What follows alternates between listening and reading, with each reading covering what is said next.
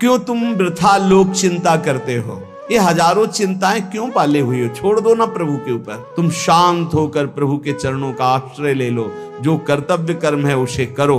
अरे भाई, जब तक तुम धन कमाने लायक हो तभी तुम्हें प्यार मिलेगा इस संसार में। जब तक तुम धन कमाने लायक हो तभी तुम्हें कहेंगे मेरा पति, मेरा पिता, मेरा भाई, मेरा अमुक अमुक।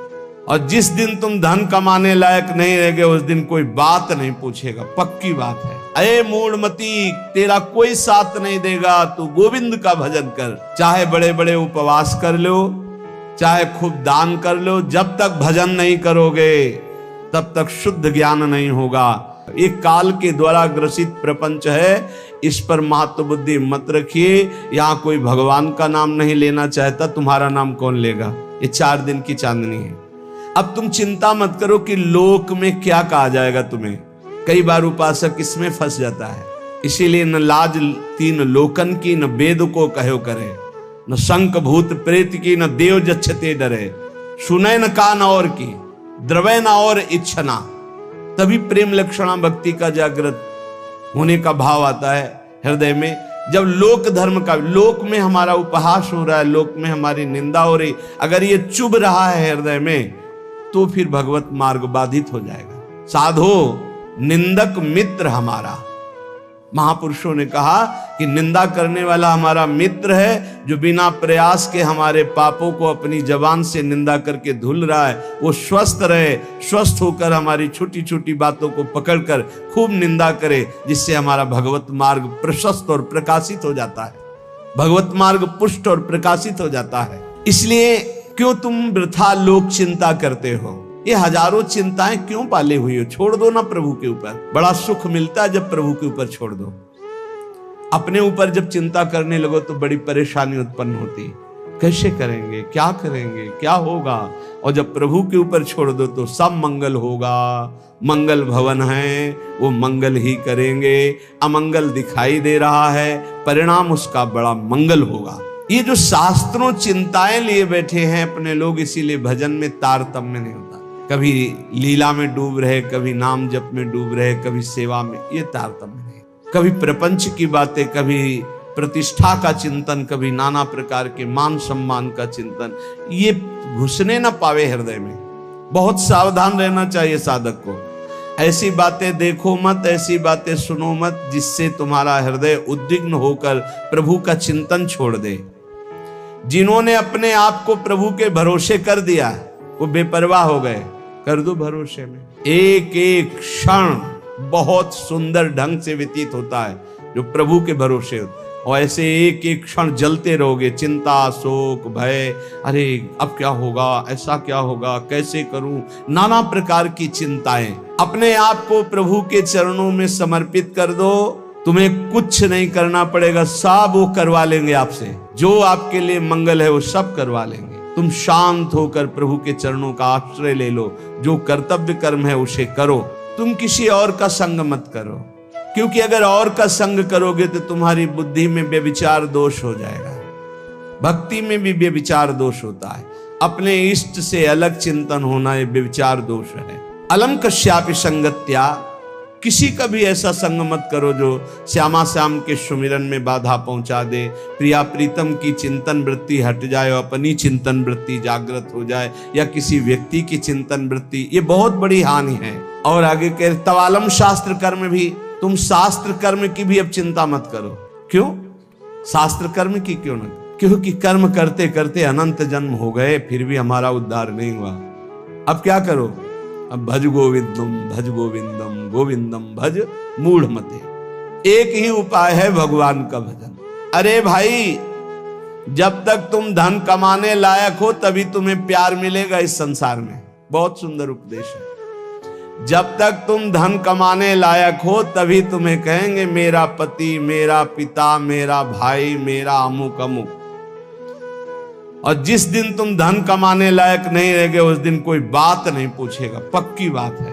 वाह वाह जब चल रहा है तो सब हाथ मिलाएंगे, और जब बुरा समय आएगा तो तुम्हारी गली से निकलना हो ठीक नहीं समझेंगे कि अगर उधर निकलेंगे कहीं वो मिल न जाए और कुछ मांग न ले, कुछ कह न दे। जब तक तुम धन कमाने लायक हो, तुम्हारे पास धन है, तभी तक तेरे को प्यार मिल रहा है संसार से, परिवार से। और जब तू रोगग्रस्त हो जाएगा, जराग्रस्त हो जाएगा, तो कोई भी तेरे से बात नहीं पूछेगा, बात नहीं करेगा। अरे मूढ़, इसलिए तू निरंतर गोविंद का भजन कर ले, गोविंद का भजन कर ले, गोविंद का भजन कर ले। ये आशा परिवार की भोगों की इतनी सुदृढ़ है आंसी ये कि नहीं कटती है। बूढ़ा हो गया है, त्वचा सब ढीली हो गई, हड्डी हड्डी दिखाई देती है, सिर के बाल सब पक गए, दांत एको नहीं रह गए, लाठी लेके चल रहे, फिर भी वही परिवार की ममता, दरवाजे पे बैठा वही परिवार के विषय में सोचता रहता है।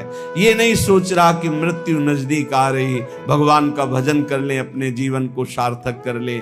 अरे मूढ़, तू निरंतर गोविंद का भजन कर ले, गोविंद का भजन कर ले, कोई तेरे काम आने वाला नहीं। जब अवस्था ढल जाती है तो काम वेदना अंदर रहती, लेकिन काम क्रीड़ा नहीं हो पाती, जलता रहता है वो वृद्ध। जब जल सूखने लगता है तो जलाशय, जिसमें उसमें जो अंदर होते कछुआ, मछली, मेढक, जो भी जीव, सब व्याकुल होने लगते हैं। क्या जलाशय, जब जल सूख गया, अवस्था निकल गई, तो क्या विकार, काम विकार उसे जलाता रहता है। वो चिंता से जलाशय में डलते रहते हैं कि अब पानी सूखा, मरेंगे।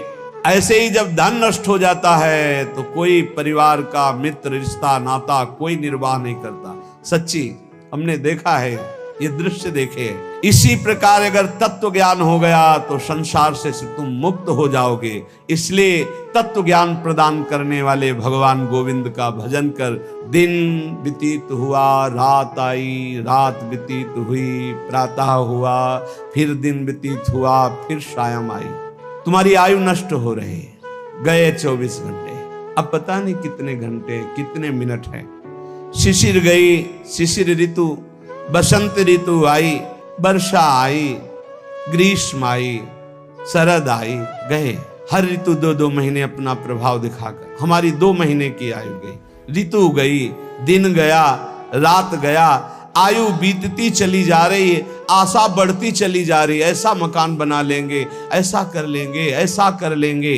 अरे मूढ़, मरने का समय आ रहा है। रोज दिन जा रहा है, रात्रि जा रही, सायं व्यतीत हो रहा, ऋतुएं निकलती चली जा रही हैं। तुम्हें आशा रूपी फांसी ने ऐसा बांध रखा है, इतना कमा लिया, अब इतना कमा लेंगे, इतना कर लिया, वैसा कर लेंगे। ये तुम्हें पता नहीं कि तुम्हें मरना है। तुम्हारी आयु नष्ट होती चली जा रही है। आशा रूपी इस फांसी को काट लो। कैसे? भज गोविंदम, भज गोविंदम, गोविंदम भज मूढ़मते। अरे मूढ़मती, गोविंद का भजन कर ले, गोविंद का भजन कर ले, गोविंद का भजन कर ले।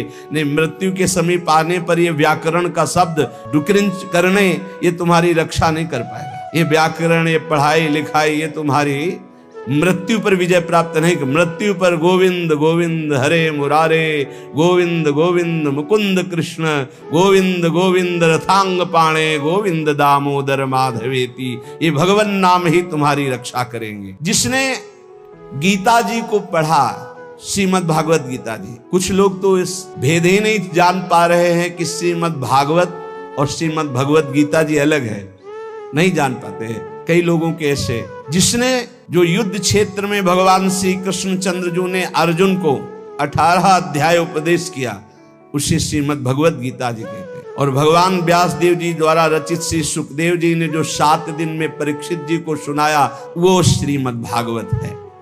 जिसने भगवत गीता को पढ़ा है, गंगा जल के एक बूंद भी आचमन किया है, एक बार भगवान श्री कृष्ण की पूजा कर ली है, यमराज उसकी तरफ आंख उठा के भी नहीं देखेंगे। एक बार भगवत गीता पढ़ा, एक बार गंगा जल का आचमन किया, एक बार भगवान श्री कृष्ण की अर्चना वंदना कर ली, तो यमराज कभी उसकी तरफ नहीं देखेंगे। इसलिए एक बार का जब इतना महत्व है तो तू हर समय भज गोविंदम, भज गोविंदम, भज गोविंदम मूढ़मते। हर समय गोविंद का भजन कर, गोविंद का भजन। अरे मूढ़मती, तेरा कोई साथ नहीं देगा, तू गोविंद का भजन कर। कहते हैं कि ये भजन की अवस्था नहीं है, तो कब भजन की अवस्था होती? बाल्यावस्था खेल कूद में चली गई, जवानी स्त्री में आसक्त भोग में चली गई, वृद्धावस्था रुपया पैसा नाती पनाती इनकी चिंता में चली गई, तो परब्रह्म परमात्मा का भजन करने की कौन सी अवस्था है? अरे जब से होश हो जाए तभी से भजन शुरू कर दो। चेतना जागृत हो